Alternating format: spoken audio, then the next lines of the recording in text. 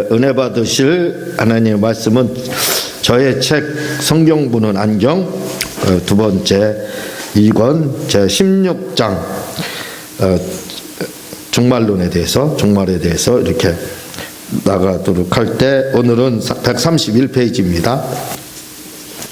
131페이지 밑에서 보면 세 번째 배교, 큰 배도 이 부분을 나가도록 이렇게 하겠습니다. 지금 종말론에 대해서 지금 몇 시간째 계속해서 나가고 있는데 이 종말론이 조직신학에서 맨 마지막 단원 7단원에 이렇게 등장을 하고 있습니다. 그래서 지금 조직신학 책을 나가고 있기 때문에 이 부분에 대해서 계속 설명을 드리고 있는데 여러분들이 잘 경청을 하게 되면 아마 유익하게 될 겁니다. 종말이 어떻게 진행되는지 어떻게 되는지 단언할 수 없다 할지라도 어느 정도 감을 이렇게 잡을 수가 있을 거예요. 그 종말의 구도, 종말론의 구도를 잠깐 이렇게 다시 설명을 제가 이렇게 드리도록 하겠습니다. 말씀을 드렸지만 전삼년반의 시작, 전삼년반이 언제 시작되느냐 그건 알 수가 없어요. 그러나 전삼년반이 언제 시작되는지는 모르지만 그러나 한 세대 무화과 나무에 잎이 나면 여름이 가까운 줄 알라. 주님이 그렇게 했기 때문에 그것은 이스라엘 독립을 말하거든요. 그러니까 이제 이스라엘이 독립을 했기 때문에 사실 종말의 종말입니다. 종말이 가까워졌어요. 많은 분들이 가끔 뭘 이야기를 하느냐면 십자군 전쟁이 왜 실패했느냐 이렇게 이야기하거든요. 그 실패한 이유가 있습니다. 그것은 이스라엘이 독립되지 않았기 때문에 그래요. 하나님의 때에 독립해야 되는데 강제로 독립을 사람의 때죠. 사람의 때로 다 독립을 시키려고 했기 때문에 그게 맞지 않았던 거예요.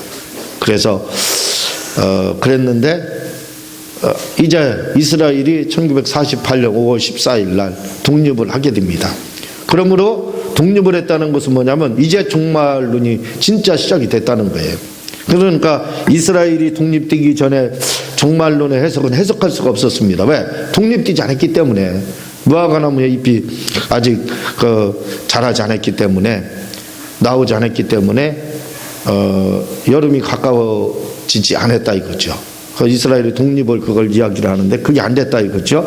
그러니까 그때는 종말에 대해서 이야기를 한다 할지라도 그게 맞아 돌아갈 리가 없습니다. 독립도 안 됐으니까. 근데 1948년도에 독립을 했다 이거죠. 그러니까 이제 종말이 시작이 본격적으로 된 겁니다. 가동이 됐다 이거죠. 그래서 전삼년반의 시작은 모릅니다. 이렇게 진행이 계속 되기 때문에 계속 진행되는 과정에서 언제 전삼년반이다 이건 몰라요. 그러나 주님의 오실 때는 알 수 있다 이거죠. 전삼년반, 후삼년반 이렇게 나누는데 그건 뭘 말을 하냐면 7년을 다니엘서 나오는 7년을 말을 하고 있습니다. 7년 환란에 대해서 다니엘서 말을 하고 있는데 그걸 기점으로 해서 거기서 유래가 돼서 이제 종말론을 이야기할 때 전삼년반, 후삼년반 이렇게 이야기를 하는데 전삼년반의 시작은 모르지만 그러나 후삼년반의 시작, 다시 말하면 주님이 오실 거에 대해서는 알 수가 있게 된다 이거죠. 그러니까 전삼년반 끝날 때 그리고 후삼년반이 그 시작되는 것 시작되면 예루살렘이 포위가 된다고 그랬습니다. 포위가 돼서 그걸 보면 이제 주님이 공중재림하신다 이렇게 이야기하고 있거든요. 그러니까 그것이 끝나면 아마겟돈 전쟁이 있게 되고 그 후에 말씀을 드렸듯이 주님이 지상재림을 하셔서 백마에서 발을 내리는 그 순간 주님의 발이 땅에 닿는 그 순간이죠. 백마가 닿는 순간은 지상재림이고 주님의 발이 백마에서 내려지는 그 순간, 땅을 닿는 순간이 천년왕국의 시작이다. 이렇게 말씀을 드렸는데, 마태복음 24장 15절에 보면 그러므로 너희가 선지자 다니엘이 말한 바 멸망에 가증한 것이 거룩한 곳에 선 것을 보거든 읽는 자들은 깨달을진저, 이렇게 이야기하고 있습니다. 요 다니엘이 말한 바 멸망에 가증한 것, 이것이 AD 167년에서 164년 사이에 이 일이 진짜로 있게 됩니다. 시리아의 8대 왕 안티오쿠스 4세, 에피파네스 안티오쿠스, 데우스 에피파네스 안티오쿠스 4세였죠. 그 사람이 의해서 성전에 제우스 신상을 세우고 돼지고기로 예배를 드리고 제물을 드리고 했던 그 사건을 이야기를 하고 있는데, 그걸 다 주님이 지금 종말의 때 AD 70년 때, 그리고 종말의 때 그걸 지금 다시 말씀을 하고 있는데, 그때 AD 70년 때는 노마의 포위를 말하고 있습니다. 그러므로 선지자 다니엘이 말한 바 멸망에 가증한 것이 선거든, 이 말은, 이렇게 말하는 것은 예루살렘 포위를 말하고 그 사건이 다시 반복이 된다는 거죠. 그래, 그걸 복문이라고 합니다. 복문. 단문은 한 번 끝나는 거고 복문은 다시 시작되는 거거든요. 똑같은 일이. 그래서 종말론은 복문입니다. 한 번 이루어진 것이 또 이루어지고 또 이루어지는 거거든요. 그래서 AD BC 164년에서 167년 사이에 이루어졌던 이 사건이 AD 70년에 이루어졌고 한 번 이루어진 겁니다. 그리고 마지막 종말의 때 그게 반복이 되는 거거든요. 자, 이 마태복음 24장 15절에 그러므로 너희가 선지자 다니엘이 말해 멸망에 거정한 것, 선 것을 보면 16절, 그때 유대에 있는 자들은 산으로 도망할지냐, 산으로 도망할, 이게 공중재림을 의미한다고 말씀을 드렸어요. 그런데 이 똑같은 사건에 대해서 누가복음에서는 누가복음 21장 20절에서요, 똑같은 사건입니다. 다니엘이 말한 바 멸망에 가증한 것, 이게 뭘 말을 하는지에 대해서 나오고 있습니다. 그게 누가복음 21장 20절인데 제가 한번 읽어 드릴게요. 너희가 예루살렘이 군대들에게 에워싸이는 것을 보거든 그 멸망이 가까운 줄을 알라, 그렇게 말을 하고 있어요.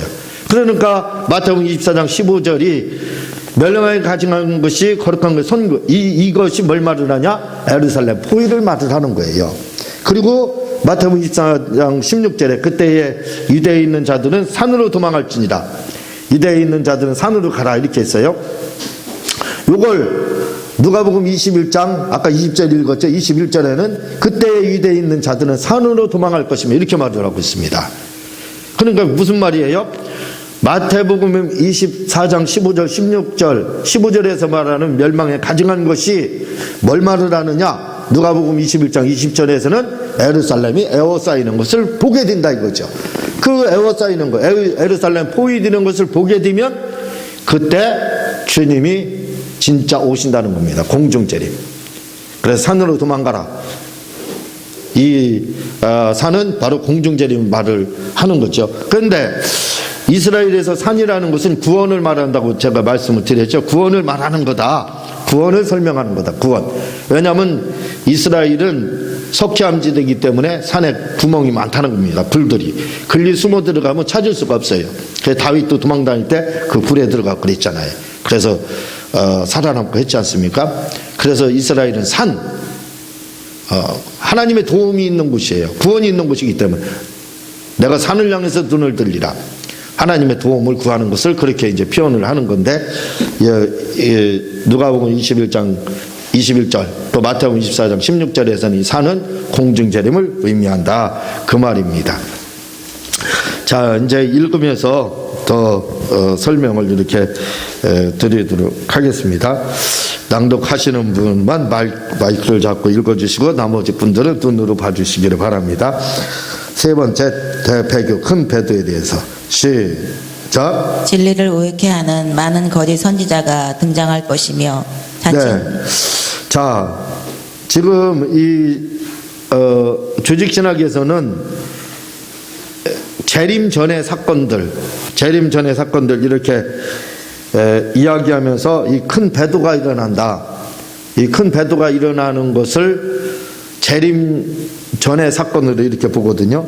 그러나 이제 제가 이야기하는 거하고는 좀 다릅니다. 이 큰 배도의 사건은 언제 일어나게 되냐면 재림 전에 일어나는 것이 아니라 예루살렘 멸망 후에, 예루살렘 멸망했다는 뜻은 뭐냐면 공중재림이 임했다는 뜻이에요. 그러니까 후 3년 반 사건입니다. 후 3년 반에 있을 일이라 이거죠. 그러니까 우리는 이때 우리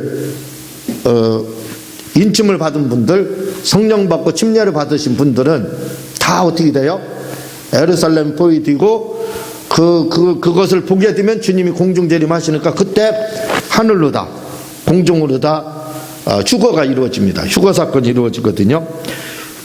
그리고 남겨진 사람들, 다시 말하면 휴거에 참여하지 못했던, 인침을 받지 못했던 사람들이 이 땅에 남게 됩니다. 물론 불신자들도 남죠. 그럼 지금 저는 불신자들 말하는 게 아니거든요.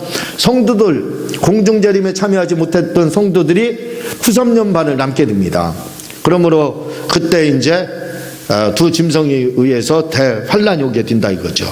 그때 사람들이 큰 배도가 일어나게 된다 이거죠. 왜냐하면 그때는 순교 아니면 살아남기가 쉽지가 않아요. 그러니까 거의 믿는 사람들이 순교를 당하게 됩니다. 그러니까 순교하기 싫으니까 어떻게 돼요? 결국 두 짐승에게 항복을 하게 되는 거죠. 그게 바로 큰 배도 사건이거든요. 그러니까 엄밀히 말하면 이 큰 배도 사건은 재림 전에 있게 될 사건이 아니라, 여기서는 이 책에서는 그 재림 전에 나오지만 성경에 의하면, 성경대로 보게 되면 마태복음 24장 16절 이후의 사건이라 이거죠. 그때 큰 배도가 일어나게 돼요. 순교하기 싫기 때문에 이제 신앙을 버리고 두 짐승에게 굴복하고 666표를 받게 된다는 말씀이죠. 계속 읽어보겠습니다. 자칭 시작. 자칭 구세주라 하는 거짓 그리스도가 출현하여 혼란을 일으켜 배도하게 할 것이며. 지금 이 큰 배도를 전 3년 반으로 말을 하고 있기 때문에 지금 이 말씀이 큰 배도의 사건은 후 3년 반에 있게 돼요. 그런데 적그리스도가 출현하는 것, 다시 말하면 첫 번째 짐승, 두 번째 짐승 이렇게 나오는데 계시록 13장에서 두 번째 짐승은 후 3년 반에 나타나요. 그러나 첫 번째 짐승, 이 적그리스도, 첫 번째 짐승은 언제 나타나냐면 전 3년 반에 나타나게 됩니다. 전 3년 반에 출현을 하게 돼요. 근데 전 3년 반에 나타나게 되는데 이 첫 번째 짐승인 요한계시록 13장에서 말하는 첫 번째 짐승이 본격적으로 활동하는 시기, 자기 정체를 드러내는 시기는 후 3년 반, 그러니까 전 3년 반 마지막 후 3년 반이 진입하면서 그때 이제 이루어지게 됩니다. 그러니까 거짓 선지자 적그리스도가 나타나는 것은 언제냐면 전 3년 반에 나타나요. 근데 여기 거짓 선지자죠. 거짓 선지자. 여기는 거짓 선지자로 되어 있는데 거짓 선지자는 후 3년 반에 나타나게 되어 있어요. 그러니까 이게 지금 이 책하고 제가 말씀드리는 거하고 성경하고는 좀 다르게 이렇게, 저는 성경에 나와 있는 그대로 말씀을 드리는 거고 이 책은 좀 다르게 이렇게 기록이 되어 있습니다. 한번 또 계속 읽어보겠습니다. 시작. 또한 쾌락 사랑하기를 하나님보다 더 사랑하여 참된 믿음에 속한 자를 찾아보기 힘들게 할 것입니다. 예, 이 사건들은 전 3년 반에 있게 되지만 그러나 후 3년 반에 본격적으로 적그리스도가 활동하게 된다. 적그리스도는 전 3년 반에 거짓 선지자가 후 3년 반에 활동하게 된다는 것을 기억을 하시기를 바랍니다. 이 배도의 사건은 말씀드렸지만 후 3년 만에 있게 될 것이다, 그 말입니다. 네 번째 대환란에 대해서 시작. 전쟁과 기근과 그리고 지진과 같은 객관적 재난이 빈번하게 발생할 뿐 아니라 성도에게는 대박해가 일어날 것입니다. 예, 이 전쟁과 기근 이렇게 이야기를 하거든요. 그래요. 마태복음 24장 7절에 보면은 8절, 7절, 8절 민족이 민족을 나라가 나라를 대적하고 일어나갈 그 곳곳에서 지진과 기근과 지진이 있으리니 이 모든 것은 재난의 시작이니라. 봐봐요. 이 지금 여기서 말하는 기근 대환란 때가 전쟁과 기근과 지진 이렇게 이야기하고 있잖아요. 이게 후 3년 반에 이게 그 대환란 때 일이 있다. 이 책에서는 이렇게 말하지만 마태복음 24장 6절, 7절, 8절은 6절, 7절, 8절 얘기입니다. 근데 8절에 보면은 이런 것들은 재난의 시작이라 이렇게 말을 하고 있어요. 시작. 이 시작이라는 말이 뭐예요? 전 3년 반의 시작이라는 겁니다. 전 3년 반의 시작. 이 시작이 후 3년 반의 시작을 말하는 게 아니라 전 3년 반에. 그러니까 이런 걸 통해서 그런데 민족이 민족을 대적하고 나라가 나라를 대적하고 지진, 기근이 일어난 것이 그걸 가지고 이게 전 3년 반의 시작이다. 단정짓지 못한다니까요. 왜? 이런 일들은 지금 이스라엘에 끊임없이 반복되고 있어요. 많이 일어나고 있습니다. 그러니까 그때마다 이것이 지진이 활발하게 일어나므로 지금이 전 4년 만의 시작이다. 말 못한다 이거죠. 왜? 그전에도 이런 사건들은 있었거든요. 그래서 전 3년 반의 사건들을 통해서는 이 사건들을 통해서는 정확하게 전 3년 반이 언제 시작된다. 그걸 모른다고 제가 여러 번 말씀드렸지 않습니까? 유일하게 알 수 있는 단서. 그건 뭐냐면 예루살렘이 포위되는 거. 그거밖에 없다니까요. 그거 외에는 그 전에도 지금도 그렇지만 적그리스도가 얼마나 많습니까? 적그리스도가 아니라 거짓 선지자. 그 얼마나 많이 일어나고 있어요. 우리나라에도 그 그리스도라고 자기가 메시아라고 하는 사람이 41명이나 있대요. 41명. 이런 일들이 역사적으로 많이 있었습니다. 그러니까 그거 가지고 지금 정말 이제 대환란 후 3년 반 이런 전 3년 반 이런 시작이다. 이렇게 단정 지을 수가 없다는 거예요. 그걸 알 수가 없습니다. 단지 말씀을 드렸지만 아까 말씀을 드렸지만 예루살렘 포위되는 거 그거 하나만 확실한 단서라 이거죠. 성경에서 말하는 확실한 단서는 그거예요. 계속 읽겠습니다. 시작. 저는 개인적으로 7년 환란을 전 3년 반과 후 3년 반으로 보는데 전쟁과 긴과 같은 사건은 전 4년 반의 사건으로 보고 지금 여기 제가 책에 쓰고 있죠. 이런 사건들은 전 3년 반에 일어난 사건이에요. 왜? 마태복음 24장 6절, 7절, 8절 그리고 5절에 보면요. 나는 그리스도라 하여 많은 사람을 미혹하리라. 이런 일들은 역사 일에 예수님 시대에도 있었어요. 난리와 난리, 민족과 민족. 그러니까 이걸 가지고 전 3년 반의 시작이다. 그는 단정은 못 지켰지만 전 3년 반에 어쨌든 이런 일들은 일어난다 이거죠. 일어나기는. 예, 계속 보겠습니다. 시작. 후 3년 반의 사건은 공중재림이 있은 후 있을 박해라 봅니다. 예, 대환란이라는 것은 아까도 말씀을 드렸지만 공중재림 있은 이후에 그때 이제 정체를 드러난다 이거죠. 첫 번째 짐승 적그리스도에 해당하죠. 그리고 두 번째 짐승 거짓 선지자. 요한계시록 13장에 보면 그렇게 나오죠. 이 활동이 본격적으로 드러나는 것은 후 3년 반입니다. 후 3년 반에 그때 이제 환란 박해가 있게 된다 이거죠. 이 책에서는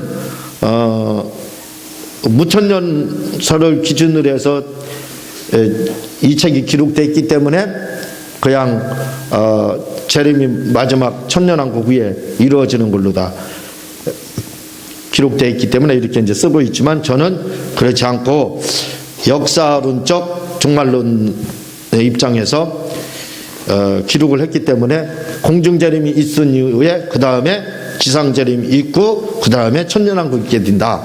이런 입장에서 썼기 때문에 좀 다르다 이거죠. 근데 제가 보는 관점이 더 정확합니다. 이 책보다요. 한번 계속 읽겠습니다. 시작. 이 책과는 좀 다르게 보고 있습니다. 자세한 내용은 저희 책 다가온 종말론을 참고해 주셨으면 합니다. 제 책의 이 부분에 대해서 자세히 쓰고 있습니다. 그 다섯 번째 보면은 적그리스도의 출현 한번 읽겠습니다. 시작. 이미 살펴본 바와 같이 큰 배도가 발생할 것이라 했는데 잠깐만요. 큰 배도는 제가 말씀드렸지 후 3년 반에 있을 일이에요. 후 후3년 만에 있을 일이지 전 3년 만에 있을 일은 아닙니다. 계속 읽겠습니다. 시작. 그 가운데 특히 중요한 것은 자칭 하나님이라 하여 자신을 숭배하게 하는 적그리스도가 출현한다는 것입니다. 이 적그리스도의 출현은 전 3년 반이 시작하면서 출현을 하게 돼요. 그렇지만 이때는 자기를 숨기게 됩니다. 적그리스도가 정체를 드러내지 않아요.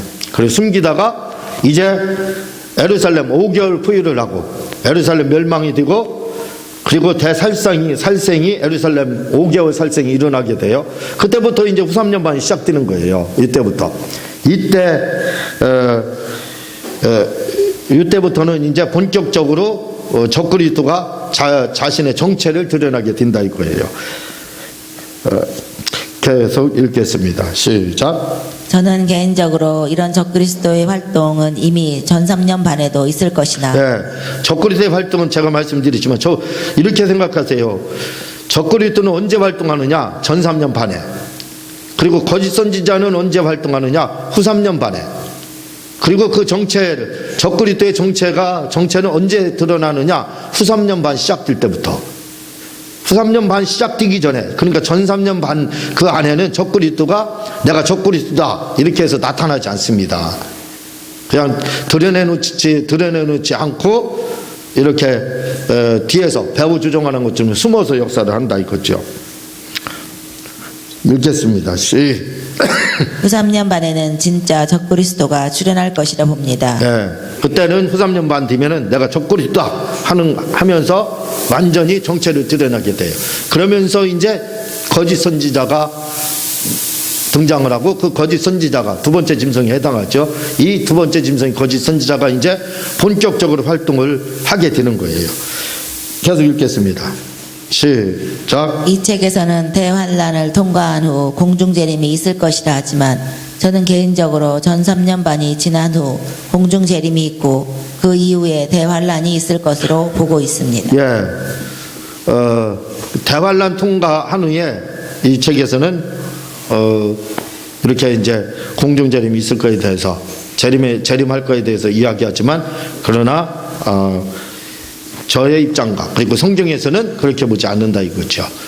공중재림이 있은 후에 그 다음에 이제 지상재림이 있게 된다 이거죠. 만약에 재림이 한 번이면요, 지상재림이 한 번이면요, 마태복음 4장에 보면은 여기 마태복음 4장에 보면요 이렇게 나옵니다. 뭐라고 나오냐면 두 여자가 맷돌질을 하고 있음에 한 사람은 데려가고 한 사람은 버려둠을 당할 것이라.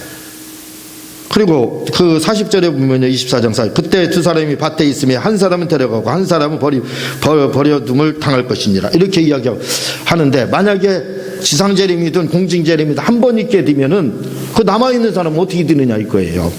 또는 올라간 사람은 어떻게 되느냐 이거예요. 그러니까 한 번으로서는 설명이 되지 않는다. 재림을 한 번으로 지상재림을 한 번 하면 올라간 사람은 뭐냐 이거예요. 그러니까 한 번으로서는 설명이 되지 않고 왜? 주님이 남아있는 사람과 올라간 사람이 있기 때문에 그래서 재림은 두 번 있게 된다. 그래서 첫 번째 있는 재림이 공중재림, 두 번째 있을 재림이 지상재림이 이렇게 된다 이 말씀입니다.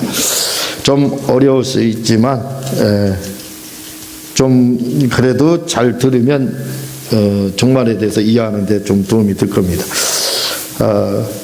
표적과 기사까지 빨리 보고 마치도록 하겠습니다. 읽어보겠습니다. 시작. 이 조직신학에서는 좀 전에 말씀드린 것 같이 부천년을 주장하고 또한 대환란을 통과한 후 공중재림이 있을 것이라 하는 관점에서 이 책이 전개되고 있기에 재림 전에 기근과 지진이 있고 또한 하늘의 권세가 흔들릴 것이라 마태복음 24장 29, 30절은 말하고 있지만 저는 개인적으로 이 하늘의 권세들이 흔들릴 것이라는 말씀은 천년왕국이 끝난 후 최후의 심판이 있은 후 사건으로 보고 있습니다.